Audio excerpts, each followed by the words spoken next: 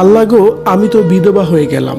যে মানুষটাকে এত ভালোবাসলাম সেই মানুষটাই আজ আমাকে ছেড়ে এইভাবে চলে যাবে আমি কখনো ভাবতে পারিনি। এভাবে কেন একা করে চলে গেল আমাকে? আমি কি নিয়ে বাঁচবো এখন? জীবনের শেষ মুহূর্ত সময় পর্যন্ত আমি তোমার সাথেই থাকতে চেয়েছি, আর সেই আশাকে নিরাশা করে দিয়ে এইভাবে চলে যাবে আমি কখনোই ভাবতে পারিনি। কান্না করতে করতে যেন কথাগুলাই বলছিলেন তৌকিরের স্ত্রী নিঝুম। স্বামীকে হারিয়ে যেন পাগল প্রায়।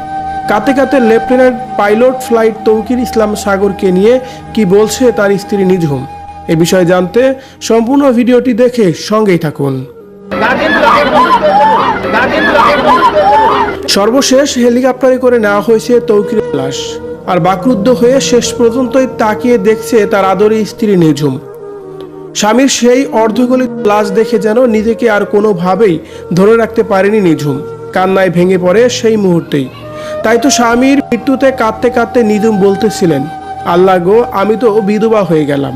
অল্প বয়সে আমি আমার একমাত্র ভালোবাসার মানুষকে হারালাম। আমাদের তো অনেক পরিকল্পনা ছিল, আমাদের তো একসাথে আরো অনেক দূর এগিয়ে যাওয়ার কথাও ছিল। জীবনের শুরুতে এইভাবে একা করে আমাকে রেখে চলে গেলা, আমি কি নিয়ে বাঁচবো এখন? একমাত্র স্বামীকে হারিয়ে যেন এভাবেই কান্না করতে করতে এই কথাগুলোই বলছিলেন বিমান বাহিনীর লেফটেন্যান্ট ফ্লাইট তৌকির ইসলাম সাগরের স্ত্রী নিঝুম। এদিকে পারিবারিক সূত্রে জানা যায় মাত্র 6 মাস আগেই বিয়ের বন্ধনে আবদ্ধ হয়েছে তারা দুজন। তৌকিরের স্ত্রী আকসা হুসাইন নিঝুম ব্রাক বিশ্ববিদ্যালয়ের একজন লেকচারার। বিমান বিধ্বস্তের ঘটনার পরেও তার পরিবারে আশা করেছিলেন যে চিকিৎসার পরে হয়তোবা তৌকির আবারও ফিরে আসবে তাদের মাঝে, কিন্তু সে আশা তাদের নিরাশায় রয়ে গেল। হেলিকপ্টারে করে তাদের নিজ বাড়িতেই আনা হয়েছে তৌকিরের লাশ।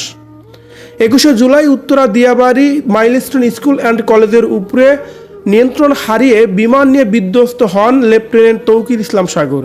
আর এই ঘটনায় কোমলমতি শিশু থেকে শুরু করে এখন পর্যন্ত বেড়েই চলছে মৃত্যুর সংখ্যা।